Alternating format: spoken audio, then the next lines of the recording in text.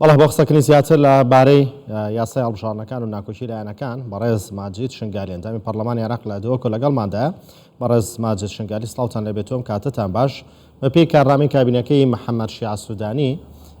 دەبێت مانگی دێ ئەم ساڵ هەڵبژاردننی ئەنجومەنی پارێزگاکان بکرێت. ئایا ئەو هەڵبژاردنە دەکرێت یاخود نا؟ ئەگەر بکرێت هەرێمی کوردستان دەگرێتەوە؟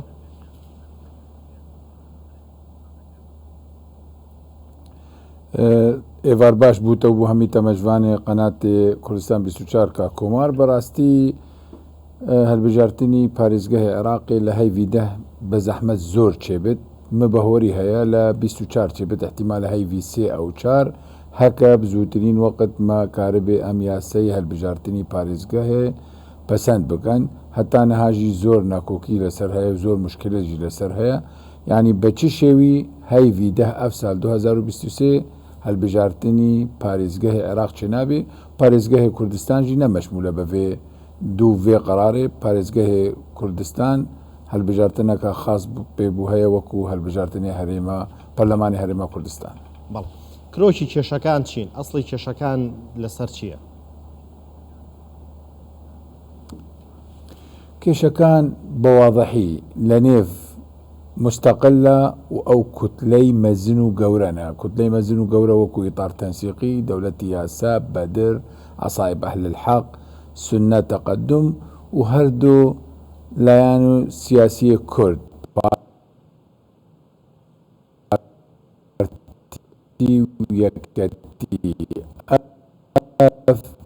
بتايبت راستي لهمي وان مشاحي ياسان داخواست کردن بأنه نقل قاعدة ياسي هەڵبژاردن بەگەری وەکو پارێزگاه ببێ یەک دەست و وەکو بە نظامی سانتلیگۆ و معدلجی و 1.9 مستقل بە ڤی دیف ڤی یاسایی بە زەحمەت زۆر فەوز بکەن ینی زۆر بە زەحمەت دەکەبێلەن لە سانتلیگۆ کوتلەی مەزن و گەورە بتنێ کارن بسەرکەبنژی تایبەژی ئەو کوتلەی مەزن ئەف مستقل یا لازمە تەحالف لەگەل حزبێکی گەورە بکە یا هەکە بخۆ داهات ئەو مستقل داهات نابە ینی مستقل زۆر بزەحمەت فەوز ببێ إلا لە حالەتێکی ئەو خەڵکی مقاطعی انتخاباتەکە کری ئەو هەڵبژاردنێ کری چێ انتخاباتە ڕۆژی انتخاباتێت ئای ئەوەی هەڵبژاردنێ ئەوژی لە عێراقیدا دیتنە زۆر زەحمەتە. بەڵێ سیستمی سانلیگۆ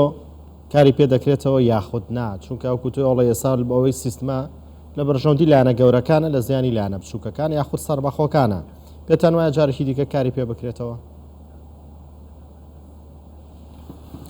نا بەڕاستی ئەم هەمی زانن وەکو ئەمت بهێنن لە نێو پەرلەمانیدا هەتانە هاتیفاقە پارێزگەه ببێ وەگوتی دائیرەکە انتخابیە بتنێ و بەساند لیگۆی معدل بێ هەتانە هەندێک مشاورات حوار هەیە لەسەر 1.7 ئەو 1.9 هەندێک دەبێژین 1.7 هەندێک دەبێژین 1.9 مستقل بە هەمی شێوە ڕەفدی دەکەن یەک تشت هەیە لازم ئەم بەحەز بکەن بأن تەیار سەدری ئەوژی ڕەفدی ڤی یاسا دەکە لێن ئەو ویژی یاسەی متعدد دەبێ بەس هەتانها چه ئاخفتنی و شێوی فەرمی نەهاتەش لایە تەیار سەدری بە جامڕایەوانە درستی بزانبن بس بواضحي أزدا بيجم توكو سياسية كي وكو متابعة كي نظامي سانتليغو باريزگاه يك سركل بي بزحمتي ل برجواندية تيار صديدة بي. بله ئەمڕۆ دەمەقاڵەو کێشە لە نێوان پەرلەمانتاران دروست بە بۆ هۆی و پەڕەوانەی توانیەوە کۆ بێتەوە بڕیارە ڕۆژی دووشەممە کۆ بێتەوە هەر بە هۆی و سیستەمەوە بۆم کێشە و گرفتە لە نێوان پەرلەمانتاران دروست بوو سیستمی سانلیگۆ یان گرفتی دیکە هەیە؟ نا بەڕاستی ئەڤرۆ ئەم سیاسینە ئەوە ریسالەی ئەڤرۆ ریسالینی سیاسی دەبین لازم بە واضحی بە واقعی باخەبێت ئەوەلاً یعنی هەکە ئەوڕۆ ئتیلاف ئیدارەت الدەولە ببێت چێ یاسە دەبۆرینێت بەس معناوێ هەندێک تشت هەنە هەندێک ریسالە هەنە بێ ئەنۆ ئەڤرۆ هەندێک طرفی لە ئتیلاف ئیدارەت الدەولە پشتەوانی مستقل لابوون لەن بەڕاستی داعی نەبوو حتى تو حواری لەگەل مستقلە بکیت و دانوستاندنی لەگەڵوان بگیت تەدید وەکو نیسابی جەلسەنە جەلسە ڕاگرە هەتا ڕۆژێ دووشەممێ تەحشید بکە ئەڤرۆ ئتیلاف ئیدارەت الدەولە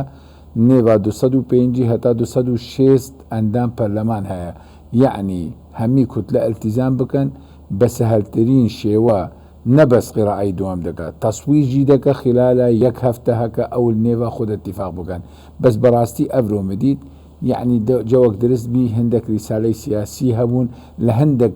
لایانی نێف ئیتلافی ئیدارەت دەولە بە هەندێک لایانی دی سیاسی دیسە وەکو گوتی لە نێف ئیتلافی ئیدارەت دەولاتە. بەڵێ بۆ پێوە باسان کرد بۆ لایەنە گەورەکان و کوتلە گەورەکان پرسی هەموارکردنەوەی یاسای هەڵبژاردن ئاسانە و زۆر بە ئاسانی دەتوانن تێپەڕێنن. تا ئێستا بۆ نەکراوە پێتانەوە پێویستی بە ڕێکەوتنێکی سیاسی هەیە یاخود چییە؟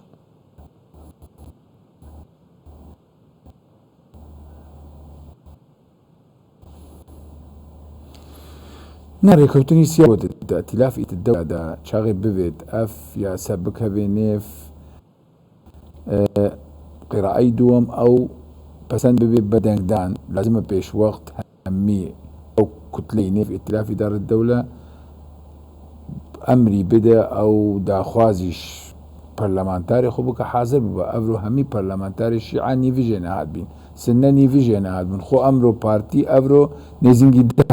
کەساوی ئیزبوعی نەهات بی بەس دووشەماتێ ببێنە نێزینگی زێدەی 200 کەسی وێ حاضر بێ قیرەعەمەی دووەم جاخۆیا بکە بێ ئەنۆ ئیتلافی ئیدارەت دەولە چێ دەنگدانێ بە چێ یاسا ببێ بدەت ئەو تەحەدیە مرحلة كفت التحدي لنيف ائتلاف إدارة الدولة وأو يديجي ائتلاف إدارة الدولة. ائتلاف إدارة الدولة لازمة روجا دوشمة قوتا خو خويا بكات. بەڵێ بڕیارە هەفتەیدا تو پرۆژە یاسای بودجە بگاتە پەرلەمان پێتان وایە دەگاتە پەرلەمان و تا ئێستاش دەرکەوتووە پشتی کورد لە پرۆژە لە بودجەی عێراق چەندە؟ بەڕاستی هەتان هات شرەقمی درست نهاتە ڕێژەی بودجێ کورد هەندێک دەبێژن 11.67 هەندێک دەبێژن 14 داخوازی مەژی 17 بەس وەکو دیتنێمێ ڕقمێنی زینگ احتیمالە 14 سادێ بێ هەتانە هاژی ژمارەی درستی پەرەی تێسەرفکردن و پەرەی ئیراداتان نییە بەس شتێ نێزینگ بێن و نرخێ بەرمیلێ نەفت نزینگە بن نێوا 65 و هەفتی هەیە احتیمالە هەندێک دەبێژن احتیمالە 180 تریلیۆن هەندێک دەبێژن بهترە هەندێک دەگەمترە تشتێ مهم لەوێ یاسایدا بأن گەلێک پەرەی تەرخانکردنە بووڕەواتبە دەنێزینگی 9 تریلیۆنە بەس بووڕەواتبە و تەقاعدە و ڕعایە اجتیماعیە یعنی دەبێت احتیمالە نێزینگی 5 هەتا 600 سەدێ بەس تەرخانکردە بووڕەواتبە ئەڤژی زۆر گرانیەکە لەسەر موچەی عێراقێ بەڕاستیژی هەتا نەیەت نێف پەرلەمانی ژمارەی درستی نییە ڕۆژە سێشەمماتی احتیمالە لە جەلسەی مەجلیس وزەرا مناقەشە بکە هەکە پەسەندکردن لە مەجلیس وزەرا لە نەفسی ڕۆژدە تەحویل دەکەن لە پەرلەمانی احتیمالە هەکە تەحویل بوو ڕۆژێ پێشەمەی قیرای یەکەمژی بێتکردن. بەڵێ بەڕێز ماجید شنگالیان ئەندامی پەرلەمانی عێراق لە دۆکۆ لەگەڵماندا بووی سواس بۆ باشداریتان لەم گەشتەی هەواڵ.